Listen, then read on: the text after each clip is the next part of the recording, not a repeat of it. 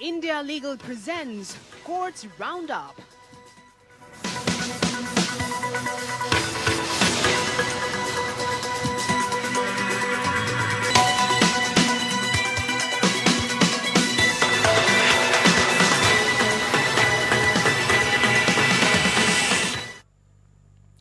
नमस्कार, courts roundup में आपका बहुत स्वागत है। मैं हूं आपके साथ नेहा दुबे। इस बुलेटिन में अगले आधे घंटे हम आपको कोर्ट से जुड़ी तमाम छोटी बड़ी खबरों से करवाएंगे रूबरू। कोर्ट की कार्रवाई और सुप्रीम कोर्ट से लेकर हाई कोर्ट्स और लो कोर्ट्स तक के फैसलों को रखेंगे आपके सामने। तो आइए शुरू करते हैं courts roundup. India Legal presents Courts Roundup.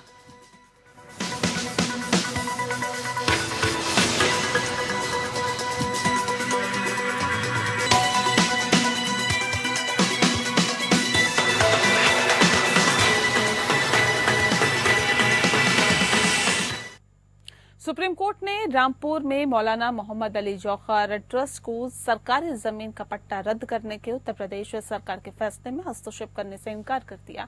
Chief justice DY Chandrachud, justice JB Pardiwala और जस्टिस मनोज मिश्रा की पीठ ने समाजवादी पार्टी के नेता आजम खान द्वारा स्थापित मौलाना मोहम्मद अली जौहर ट्रस्ट द्वारा दायर याचिका खारिज की, जिसमें 4 फरवरी 2015 की लीज डीड रद्द करने को चुनौती दी गई थी। ट्रस्ट ने इलाहाबाद हाई कोर्ट के 18 मार्च 2024 को दिए गए फैसले के खिलाफ सुप्रीम कोर्ट का दरवाजा खटखटाया, जिसमें 31 मार्च 2023 को लिए गए सरकारी फैसले के खिलाफ उसकी याचिका खारिज कर दी थी।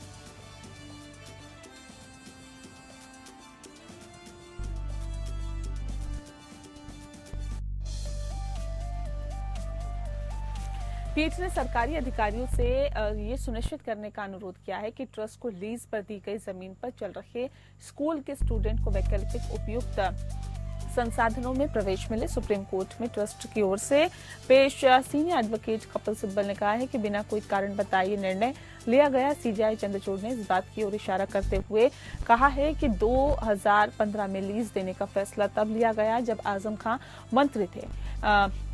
निजी ट्रस्ट को दिए जा रहे लीज की वैधता पर संदेह जताया, जिसके खान आजीवन सदस्य थे। बता दें आपको कि सीजीआई ने पूछा है कि फैसले को पढ़ते समय ऐसा प्रतीत होता है कि आपके मुवक्किल आजम खान वास्तव में शहरी विकास मंत्रालय के प्रभारी कैबिनेट मंत्री थे और वे अल्पसंख्यक कल्याण मंत्री थे।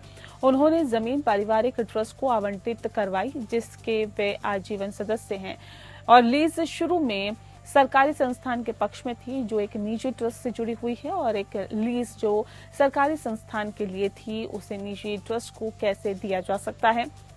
पीठ ने आदेश में कहा है कि सीनियर एडवोकेट की इस दलील का जवाब देते हुए स्कूल में लगभग 300 स्टूडेंट पढ़ रहे हैं जिन्हें किसी वैकल्पिक स्कूल में एडमिशन नहीं दिया गया। हम स्कूल शिक्षा विभाग के सचिव या उत्तर प्रदेश राज्य के सक्षम प्राधिकारी से अनुरोध करेंगे कि वे उपरोक्त शिकायत पर गौर करें और ये सुनिश्चित करें कि किसी भी बच्चे को उपयुक्त शैक्षणिक संस्थान में प्रवेश से वंचित न किया जाए।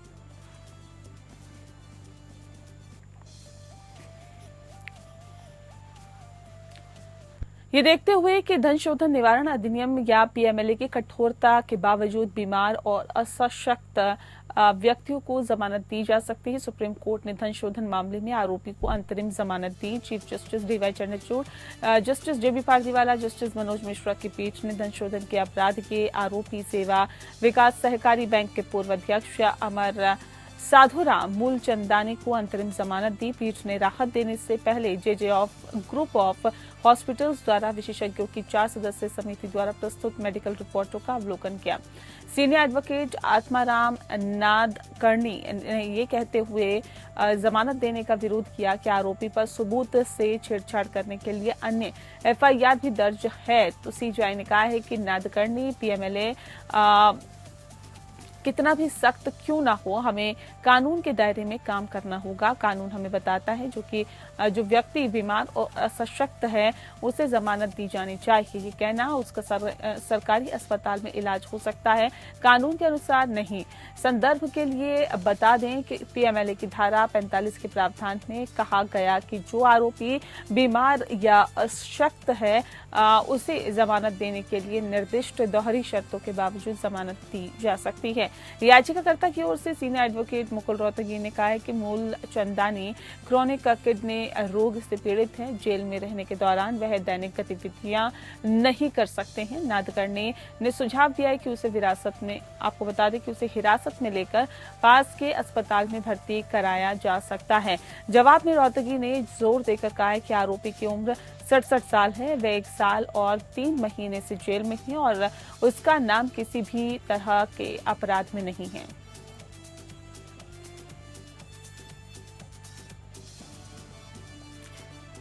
ताज टेप्रेजियम जोन प्रदूषण मामले में सुप्रीम कोर्ट में सुनवाई हुई। पेड़ों की कटाई के बदले में पेड़ न लगाने पर विभिन्न प्राधिकरणों के खिलाफ सुप्रीम कोर्ट सख्त हुआ। जस्टिस अभय अशोक की अध्यक्षता वाली बेंच ने चेतावनी दी है कि यदि पेड़ नहीं लगाए गए तो परियोजनाओं पर रोक लगाई जा सकती है या उन्हें रद्द किया जा सकता है। साथ ही ये भी चेतावनी दी गई कि क्षतिपूर्ति के लिए पेड़ लगाए जाने सुनिश्चित करने के लिए विफल रहने पर भारी जुर्माना लगाया जाएगा। कोर्ट ने NHAI, Agra, PWD Mathura, UP जल निगम सहित 16 प्राधिकरण, उत्तर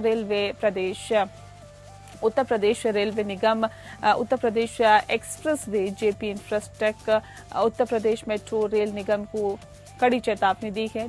ताज टेप्रेजियम जोन एक चतुर्भुजाकार क्षेत्र है जो कि लगभग 10,400 वर्ग मीटर में फैला हुआ है। बता दें आपको कि इस क्षेत्र में उत्तर प्रदेश के आगरा, फिरोजाबाद, मथुरा, हाथरस और एटा जिले तथा राजस्थान का भरतपुर जिला। शीर्ष अदालत ने कहा है कि ये हैरान कर देने वाला मामला है और 26 जुलाई 2018 को उसके संज्ञान में आया था कि योजना तैयार की गई है, लेकिन ऐसा ASI के परामर्श के बिना किया गया है जो कि ताजमहल के संरक्षण के लिए जिम्मेदार है। 1996 में ताजमहल को वायु प्रदूषण के कुप्रभाव से बचाने के लिए सुप्रीम कोर्ट ने ताज टेप्रेजियम जोन के अंदर कोर्ट में काटे गए पेड़ों के बदले 2,58,208 पौधे लगाने का आदेश दिया था। 2015 में सुप्रीम कोर्ट ने ताजमहल के पास स्थित एक शमशान घाट को हटाने का आदेश दिया। ताजमहल के रखरखाव की जिम्मेदारी कई विभाग मंत्रालय के हाथ में है।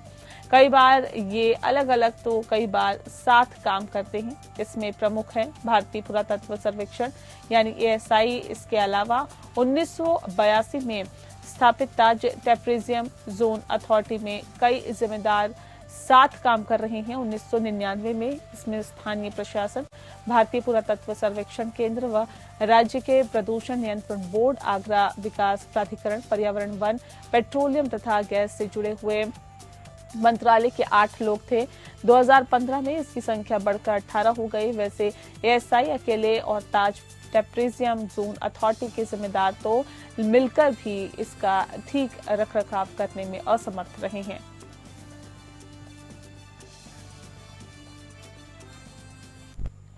बुलडोजर कार्रवाई को लेकर दाखिल की गई एक याचिका को सुप्रीम कोर्ट ने खारिज करते हुए कहा है कि इस मामले से जुड़ी हुई याचिकाओं पर फैसला सुरक्षित कर अंतरिम आदेश हम पहले ही जारी कर चुके हैं। ऐसे में इस याचिका का कोई औचित्य नहीं रहता है। सुप्रीम कोर्ट ने कहा या तो आप अपनी याचिका वापस ले लीजिए या हम इसे खारिज कर देंगे। जस्टिस BR गवई की अध्यक्षता वाली पीठ ने मामले पर सुनवाई की और इनकार किया। बता दें आपको मामले पर सुनवाई से इनकार किया है। दरअसल दाखिल की गई याचिका में मांग की गई थी कि बुलडोजर कार्रवाई के कारण यहां भी नुकसान हुआ है, इसके लिए पीड़िता को मुआवजा दिया जाना चाहिए। साथ ही बुलडोजर कार्रवाई में शामिल अधिकारियों और इससे प्रभावित लोगों के नाम सार्वजनिक किए जाने चाहिए। दरअसल 1 अक्टूबर को सुप्रीम कोर्ट ने देश भर में सरकारी अधिकारियों द्वारा अवैध बुलडोजर से की गई तोड़फोड़ को चुनौती देने वाली याचिकाओं पर सुनवाई के बाद अपना फैसला सुरक्षित रख लिया है। इससे पहले सुप्रीम कोर्ट की डबल बेंच में justice BR Gavai, justice KV Viswanathan ने मामले में सुनवाई की और बेंच ने स्पष्ट किया है कि यह आदेश सिर्फ आरोपियों की निजी संपत्ति पर एक्शन लिए जाने के खिलाफ है, यानी कोई मामला ऐसा है जो सरकारी जमीन पर कब्जा करने से जुड़ा है और निर्माण अवैध है। सरकारी नोटिस के बाद भी सार्वजनिक जगह खाली नहीं की जा रही है तो सरकार उस पर एक्शन ले सकती है। सुप्रीम कोर्ट का कहना है कि सड़क, रेलवे लाइन, फुटपाथ और जल स्रोत, नदियों और तालाबों के क्षेत्र शामिल पर बने अनाधिकृत ढांचा ढहाने पर ये आदेश लागू नहीं होगा। यानी कि ऐसी जगहों पर सरकार बुलडोजर से कार्रवाई कर सकती है और अवैध ढांचे गिरा सकती है। इस पर कोर्ट की रोक नहीं रहेगी, बशर्ते वे सार्वजनिक सरकारी संपत्तियों को प्रभावित करते हो। सुप्रीम कोर्ट ने अंत में कहा है कि हम अवैध निर्माण के बीच में नहीं आएंगे। दरअसल बुलडोजर एक्शन को लेकर जमीयत उलेमाए हिंद समेत अन्य ने सुप्रीम कोर्ट में याचिका दाखिल की थी। इस याचिका में कहा गया था कि कोर्ट में होने के बावजूद बुलडोजर के जरिए घर ढहाए जा रहे हैं। वहीं सॉलिसिटर जनरल तुषार मेहता ने कोर्ट के आदेश पर आपत्ति जताई थी और कहा था कि अधिकारियों के इस तरह हाथ नहीं बांधे जा सकते हैं। गौरी लंकेश हत्याकांड में सेशन कोर्ट ने 8 आरोपियों को जमानत दी है। अभी तक 18 में से 16 आरोपियों को मिली जमानत। बेंगलुरु सेशन कोर्ट ने पत्रकार गौरी लंकेश की कथित हत्या के मामले में शामिल 8 आरोपियों को जमानत दी है। अदालत ने आरोपी अमोल काले, राजेश डी बंगेरा, वासुदेव सूर्यवंशी, ऋषिकेश देवडेकर, परशुराम वाघमोर, गणेश मिस्किन, अमित रामचंद्र बड्डी और साथ ही मनोहर दुंदीपा यादव को जमानत दी है। स्पेशल कोर्ट ने 9 अक्टूबर को जमानत दी थी और इस मामले में कुल 18 आरोपी है, जिसमें से आरोपी नंबर 15 विकास पटेल उर्फ दादा उर्फ निहाल फरार है। पिछले सप्ताह के कुछ खास ऑर्डर पर नजर डाल ले और हाल ही में 4 सितंबर के अपने आदेश के तहत आरोपी भरत कुरानी, श्रीकांत पंगारकर, सुजीत कुमार और सुधनवा गोंधलेकर को जमानत दी थी और आरोपी नंबर 11 एन मोहन नायक उर्फ संपंजे 7 दिसंबर 2023 को हाईकोर्ट द्वारा जमानत दिए जाने वाले पहले आरोपी थे, जिसकी पुष्टि सुप्रीम कोर्ट ने अगस्त 2024 में की थी। याचिकाकर्ता के वकीलों ने जमानत मांगने के लिए मुकदमे में देरी का प्राथमिक आधार उठाया और बता दें आपको कि दावा किया गया कि आरोप पत्र में 527 गवाह है। अब तक केवल 140 गवाहों की जांच की गई। निकट भविष्य में मुकदमे के पूरा होने की संभावना नहीं है। अभियोजन पक्ष की ओर से पेश हुए विशेष लोक अभियोजक एस बालन ने कहा है कि वे जमानत आदेशों को चुनौती देने पर विचार कर रहे हैं। 5 सितंबर 2017 को पत्रकार और एक्टिविस्ट गौरी लंकेश की दक्षिण बेंगलुरु में उनके आवास के सामने गोली मारकर हत्या कर दी गई थी। पुलिस ने इस मामले में 18 लोगों को गिरफ्तार किया। मामले में पहला आरोप पत्र 30 मई को नवीन कुमार के खिलाफ दायर किया गया। 23 नवंबर 2018 को एसआईटी ने प्रिंसिपल सिविल और सेशन कोर्ट में अतिरिक्त आरोप पत्र प्रस्तुत किया। दूसरे आरोप पत्र में हत्या में 18 लोगों को आरोपी बनाया गया।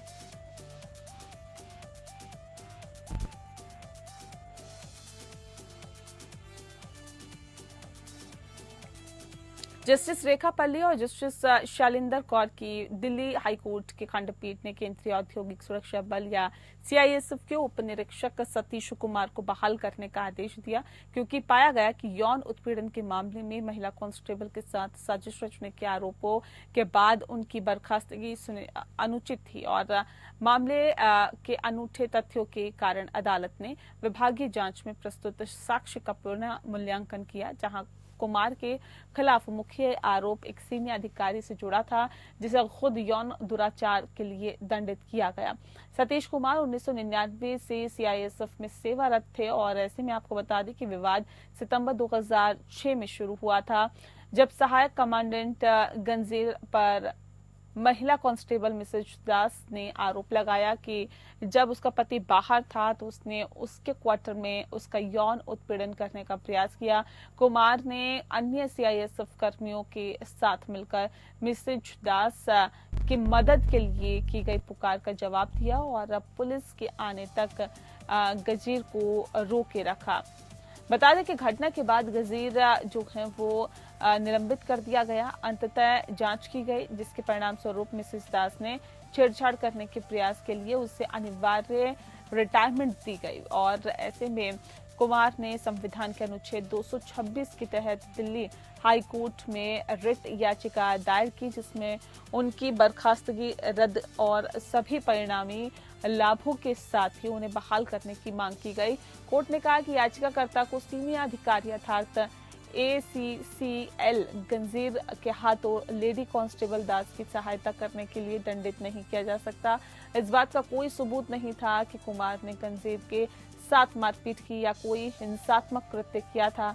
इस प्रकार दिल्ली हाईकोर्ट ने सतीश कुमार के खिलाफ बर्खास्तगी आदेश रद्द किया और उन्हें सभी परिणामी लाभों जिसमें संभावित सीनियरिटी और पदोन्नति शामिल है के साथ बहाल करने का निर्देश दिया। हालांकि ये देखते हुए कि कुमार ने अपनी बर्खास्तगी के बाद कोई सेवा नहीं दी, अदालत ने उनके बकाया वेतन को 75% तक सीमित कर दिया। अदालत ने CISF को 6 सप्ताह के भीतर बहाली प्रक्रिया पूरी करने के आदेश भी दिए।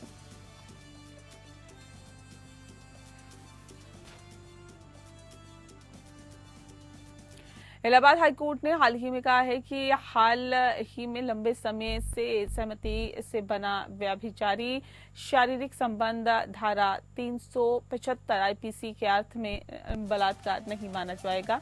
जस्टिस अनीश कुमार गुप्ता की पीठ ने एक व्यक्ति के खिलाफ पूरी आपराधिक कार्रवाई को रद्द करते हुए ये टिप्पणी की जिस पर शादी करने के वायदे के बहाने एक महिला के साथ बलात्कार करने का आरोप लगाया गया था। न्यायालय ने कहा है कि आरोपी और कथित पीड़िता दोनों के बीच लंबे समय से लगातार सहमति से शारीरिक संबंध थे और शुरू से ही धोखाधड़ी का कोई तत्व नहीं था और इस प्रकार ऐसा संबंध बलात्कार नहीं माना जाएगा।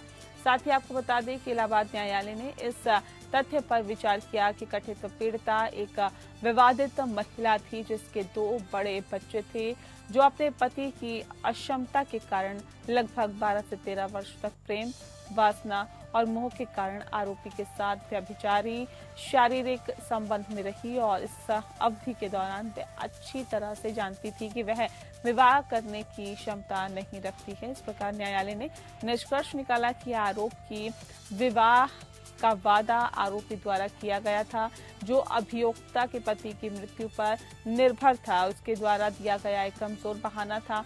महत्वपूर्ण रूप से न्यायालय ने ये भी नोट किया कि अभियोक्ता से उम्र में बहुत छोटा था और अभियोक्ता के पति के व्यवसाय में कर्मचारी था। इस प्रकार कथित पीड़िता का आवेदक पर अनुचित प्रभाव था जिसके द्वारा उसने आवेदक को उसके साथ शारीरिक संबंध बनाने के लिए मजबूर किया था। अदालत ने आरोपी के खिलाफ मामला रद्द करते हुए आगे टिप्पणी की। अभियोक्ता ने आवेदक की अधीनता के कारण आवेदक को बहकाया था क्योंकि वह अभियोक्ता के परिवार पर आर्थिक रूप से निर्भर था और उपरोक्त निर्भरता के कारण अभियोक्ता ने आवेदन को इस तरह के संबंध में प्रवेश करने के लिए बहकाया और मजबूर किया जो अभियोक्ता की स्पष्ट सहमति और इच्छा के साथ था। इसीलिए किसी भी तरह से ऐसा संबंध भारतीय दंड संहिता की धारा 375 के अर्थ में बलात्कार के बराबर नहीं होगा। मार्च 2018 में कथित पीड़िता ने FIR दर्ज कराई थी जिसमें बताया गया था कि उसका पति पिछले 15 सालों से मधुमेह से पीड़ित है और उसने उसे आवेदक से मिलवाया था जो उसका ख्याल रखेगा। आरोपी ने कथित तौर पर उसका विश्वास जीतने के बाद उसके पति की मृत्यु के बाद उससे शादी करने का वादा किया और इस बहाने से उसने कई बार उसके साथ शारीरिक संबंध बनाए। न्यायालय ने कहा कि जबरन बलात्कार के बाद की घटना अभियोक्ता द्वारा केवल FIR दर्ज करने के लिए गढ़ी गई थी जिसकी जांच के दौरान पुष्टि नहीं हुई।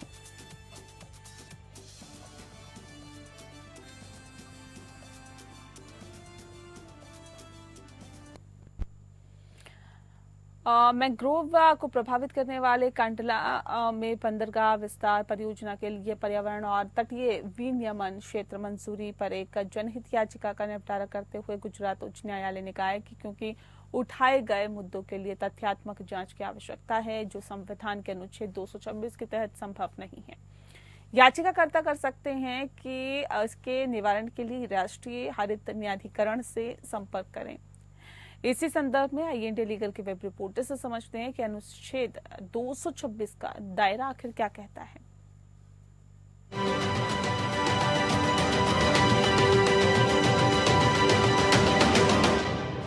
क्या हाई कोर्ट के पास तथ्यात्मक जांच कराने का अधिकार है? तथ्यात्मक जांच से तात्पर्य किसी मामले या स्थिति के वास्तविक तथ्यों को निर्धारित कराने के लिए साक्ष्य जांच और परीक्षण कराने की प्रक्रिया से है। इस प्रक्रिया में साक्ष्य अभिलेखों और कभी कभी मौखिक गवाही की विस्तृत जांच की आवश्यकता होती है। भारत के संविधान के अनुच्छेद 226 हाई कोर्ट को फंडामेंटल राइट के एनफोर्समेंट और किसी अन्य उद्देश्य के लिए कुछ रिट जारी कराने की शक्ति प्रदान करता है। हालांकि जब तथ्यात्मक जांच की बात आती है, खासकर पर्यावरण मंजूरी से जुड़ी जांच, तो अनुच्छेद 226 का दायरा सीमित हो सकता है। गुजरात हाई कोर्ट ने हाल ही में पोर्ट एक्सपेंशन प्रोजेक्ट्स के लिए एनवायरमेंटल और कोस्टल रेगुलेशन जोन को मंजूरी की चुनौती देने वाली एक जनहित याचिका का निपटारा किया। न्यायालय ने कहा कि उठाए गए मुद्दों के लिए तथ्यात्मक जांच की आवश्यकता है, जो अनुच्छेद 226 के तहत संभव नहीं है। याचिकाकर्ताओं को निवारण के लिए नेशनल ग्रीन ट्रिब्यूनल से संपर्क की सलाह दी गई, क्योंकि एनजीटी विस्तृत तथ्यात्मक जांच पर्यावरणीय मामलों को संभालने के लिए बेहतर ढंग से सुसज्जित है।